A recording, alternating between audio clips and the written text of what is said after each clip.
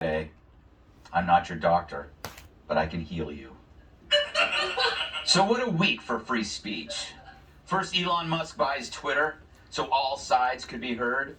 He's like a cop in a movie who opens the trunk of a car to find a person bound and gagged, whose screams couldn't be heard because someone put duct tape over their mouth. Who hasn't been there, right? And Musk's goal for Twitter is like mine at the Planet Fitness steam room. If it's legal, have at it. But then the White House announces a ministry of disinformation to monitor your speech as if they're the parents and you're a newborn in a crib in the next room. So the people lying want to be the arbiters of truth. That's like Seth Meyers deciding what's funny. You're not going to believe this. Here's the lady who's running the thing. Information laundering is really quite ferocious. It's when a huckster takes some lies and makes them sound precocious by saying them in Congress or a mainstream outlet. So disinformation's origins are slightly less atrocious. It's how you hide a little lie. It's how you hide a little lie. It's how you hide a little lie. When Rudy Giuliani shared that intel from Ukraine, or when TikTok influencers say COVID can cause pain, they're laundering disinfo, and we really should take note and not support their lies with our wallet, voice, or vote. Oh. Well, that's it for us tonight. You know what? Maybe she's right. Some forms of speech should be banned. Jeez. So now the government thinks your speech is dangerous. Them! Which is ironic coming from people whose poor choice of words were responsible for people dying during COVID, or whose words are responsible for sending young people off to die in pointless wars. The government now holds the reins on truth. Reins, not whips, like in recent disinformation from the government. And it's weird to see who's happy and who isn't about Elon Musk. When Elon Musk says, wow, this is about free speech, it seems to me that it's about free speech of straight white men. The right has already seized is this ground that they're on the side of free speech. They're really not. They're for the political version of yelling fire in a movie theater. Elon Musk, I guess he misses the old South Africa in the 80s. He wants that back. Elon Musk buying Twitter says a lot about the priorities of people at the highest levels making decisions that could affect the fate of the planet. The fate of the planet. I haven't seen them this unhappy since...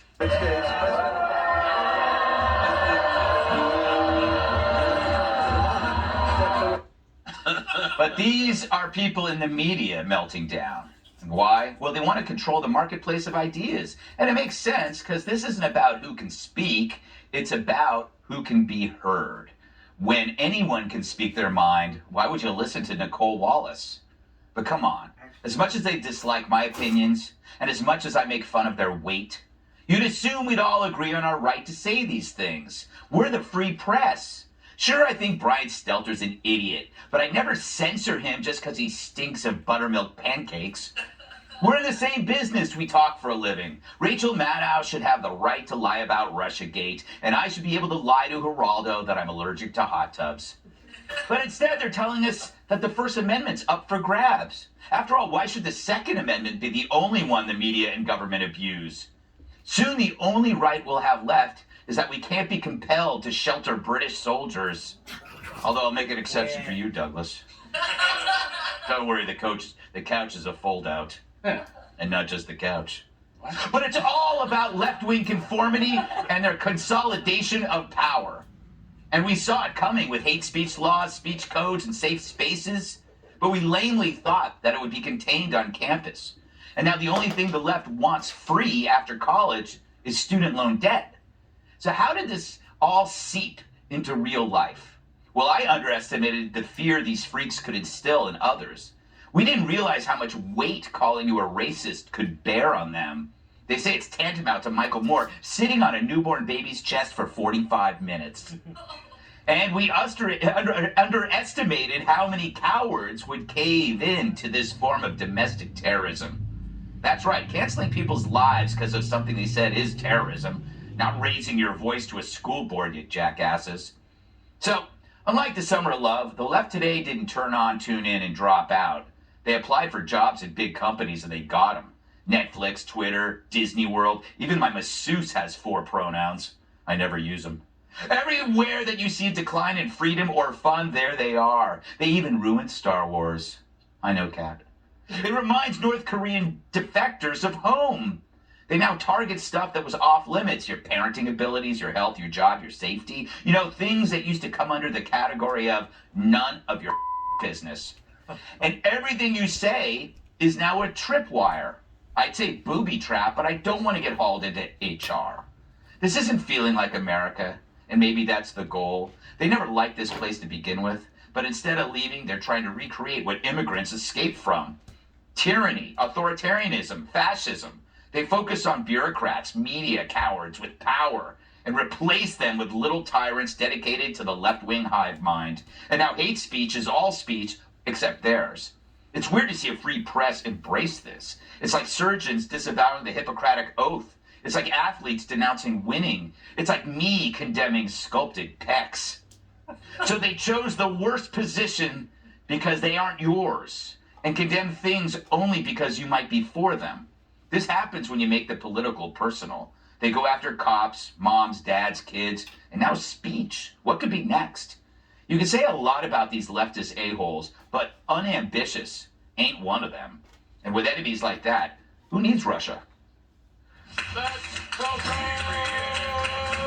tonight's guest. He's whiter than a cauliflower sandwich on Wonder Bread. Fox News contributor Tom Shalhoub.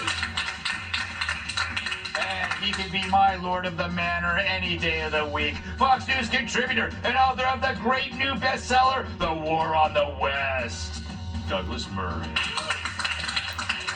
Her laugh guides ships in the fog.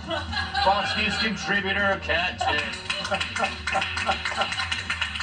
And that man no one can pick up wrote a book no one can put down. My master sidekick and the NWA's World Television Champion, Cyrus. Tom, you sing in a barbershop quartet. Yes. That's right. Oh boy. You finally found somebody you can actually mock.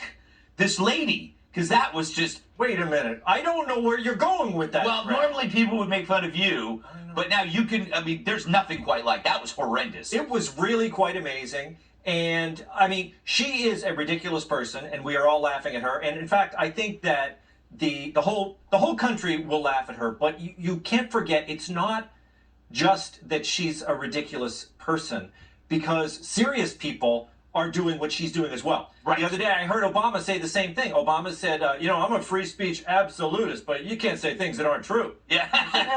That's not true. That's the whole idea. Yes. You can say things that aren't true. And like Nicole Wallace said, I'm sick of hearing that phrase about the theater. Mm-hmm. Oh, you can't yell fire in a theater. Yeah, you can. Mm-hmm. You can yell fire in a theater for many reasons. One, when there's a fire in a theater. Mm-hmm. Two, when you think there's a fire in a theater. Mm-hmm. I mean, you're allowed to say things. So you're allowed to be wrong. Mm-hmm. And just like you said, when Obama says something, we used to do shows, Obama would say something, and then we would say, no, I disagree with him, and we talk about it. And that's the essence. You are allowed to say things that aren't true. I think these people have failed before they've begun. This thing is idiotic, and I don't think anyone is going to take it seriously. So I'm celebrating that I feel like this disinformation board has failed before it's begun. You're absolutely right. I always yell fire in a theater when Ryan Gosling's on screen. That's right.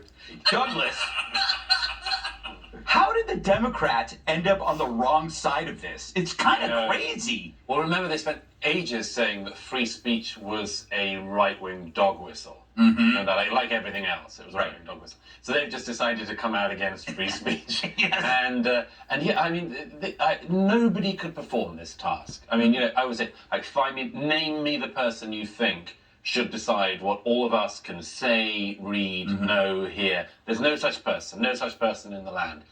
But this lady, Yes. I mean, of all the ones, you get the Mary Poppin weird disinformation song person, who also has been wrong on so many things. Didn't she thought the Hunter Biden laptop story should be suppressed? Yeah, she said that it was a product of Trump's campaign. Right. She also defended that letter from the 50 Intel people. Yeah, all lying. Yeah. So she's wrong. She's been wrong on the big stories.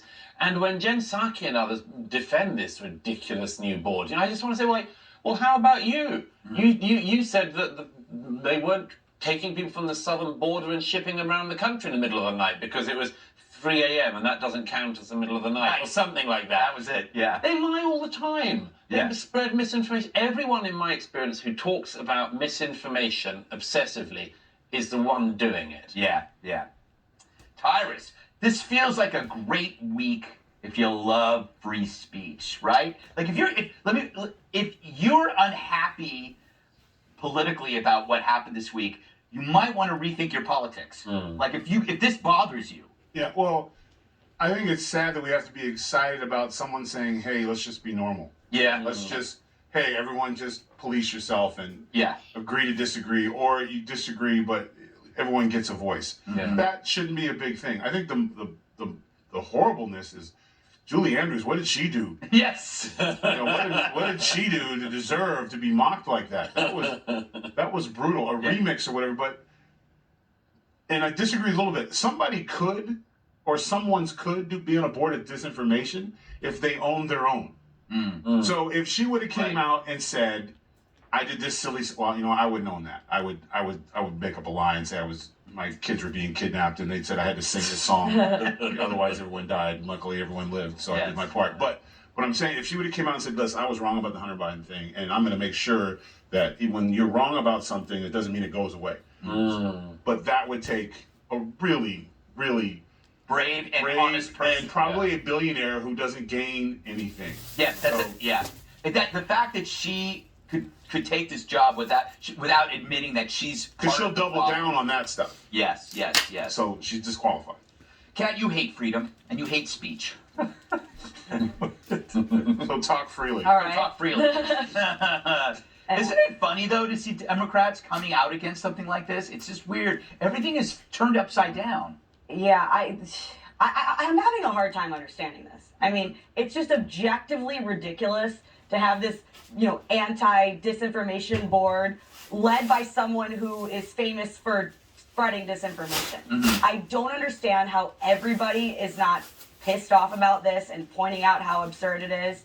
If the reason you're not is because this is a Democratic administration and you're a Democrat, then you're too stupid for there to even be words for that. Because obviously, it's not always going to be a Democrat administration. Right. And obviously, when the government creates something, doesn't really usually go away after that. So when it's not a Democratic administration, this will still be there. Yeah. I don't understand how everybody is not upset about this. I think that Dana made a good point on the 5 yesterday. Very rare.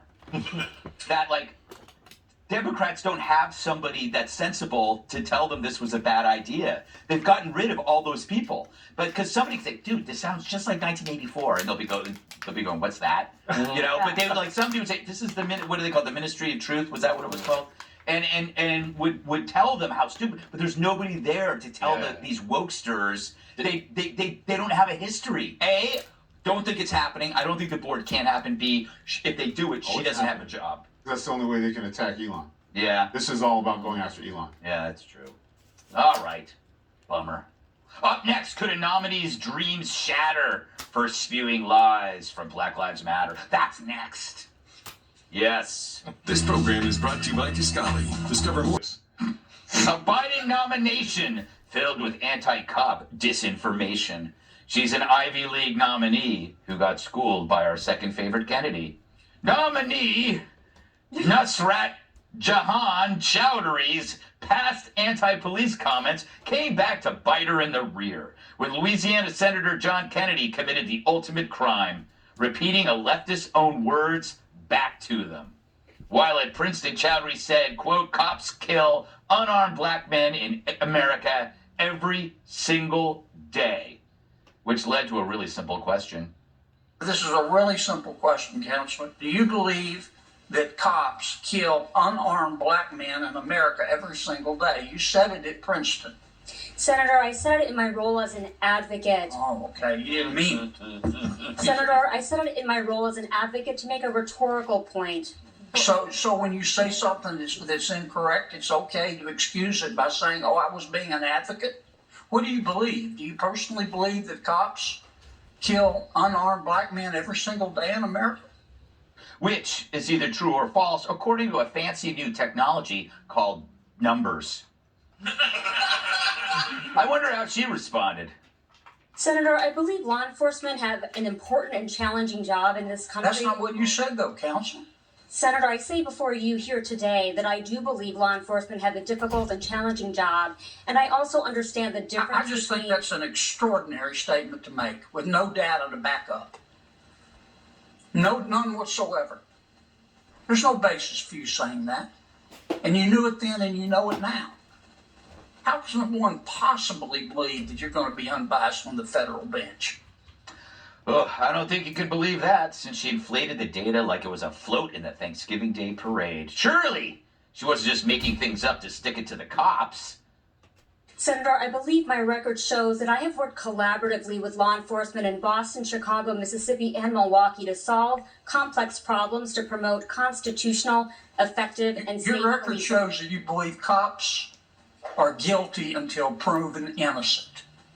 Your record shows that if a cop, if a cop shoots a criminal, it's the cop's fault. And if a criminal shoots a cop, it's the gun's fault. I've read your record. Ms. Murr, and I don't appreciate you not answering the question straight up. I would respect you a lot more if you just tell us what you believe and not try to hide it. So basically her past comments don't count because she said him as an advocate, which in this case means a liar. A quality you look for in a judge, aside from sobriety and looking hot in a black robe. Taurus, was this just a little bit of hyperbole, or was it part of a larger narrative that fueled a rise in crime and attacks on cops? No, it's not hyperbole because look at what the violence is happening with police men and women across this country. It's not. Those words matter. Mm-hmm. And usually he says, he goes off in his weird little places, but he was dead on. But I think, and it goes back to what I said a couple nights ago, we need to redefine what words actually mean. Mm-hmm. Because I didn't know advocate meant I could say whatever I want. Yes. So could you imagine you're in court and why, excuse me, Earl, why did you burn down Tyrus's house and have a cross in front? Well, I did that as an advocate for the Klan. That wasn't me. I was just an advocate. And, well, case dismissed. He was an advocate. He's clearly an advocate. As long as you're advocating around, there's no, you can say whatever you want. Mm-hmm. So I think just the fact that she said that with a straight face is just shocking. Yeah. Again, it goes back to the same thing. They'll say anything. They don't want any responsibility for it. They don't own it. It doesn't have to be true. And if you call him on it, he's the bad guy. Yeah. He's being racist. I guarantee you that was how they're going to spin it. He attacked her. He attacked a woman of color. Yes. And but he was an advocate. Yes, he was an advocate. Advocate for a misogynistic male. Yes. It wasn't him. He was advocating. Yeah, Douglas, what if she had actually tried to defend herself? Like when he was going, I would respect you more if you would just tell. But they never do. No. They just back up and they just go, they have their canned statement. Yes. She's worked with police in Milwaukee. That was what Sway did. That worked out really well. Yeah.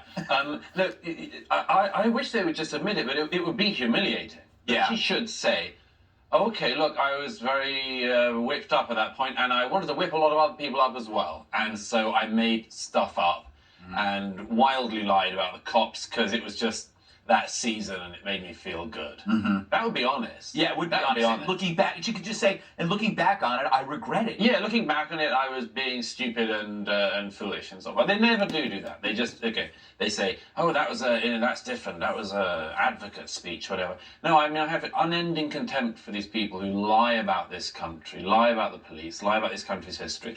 And whenever they're caught out on it, they just, they won't own it. Yeah. They won't own it. Mm-hmm. And, Kat, she may end up becoming a judge. Unlike you. A truth teller.